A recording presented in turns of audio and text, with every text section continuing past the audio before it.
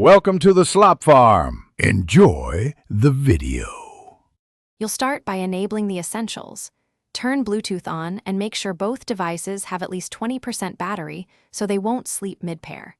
Place them within roughly 3 meters and remove bulky cases that block signals. Once done, disable airplane mode and briefly turn off Wi-Fi on one device if it's hogging radios. This prevents interference. Now keep both screens awake and visible so you can follow prompts immediately.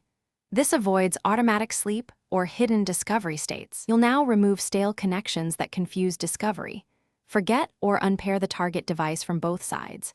Next, reset the Bluetooth service by switching it off, counting to 10, then switching it on. This clears temporary caches. If discovery still fails, restart both devices. That reinitializes drivers and clears locked states. For smartphones or laptops, resetting network settings is a stronger step. Do this only when necessary because it restores Wi-Fi, Bluetooth, and VPN configs to defaults. You're at the finish line. Place the accessory into explicit pairing mode and watch for its visible name to appear. When prompted, accept the pairing request and confirm any PIN or code. Make sure the connection profile matches your use case, like A2DP for audio or HID for keyboards.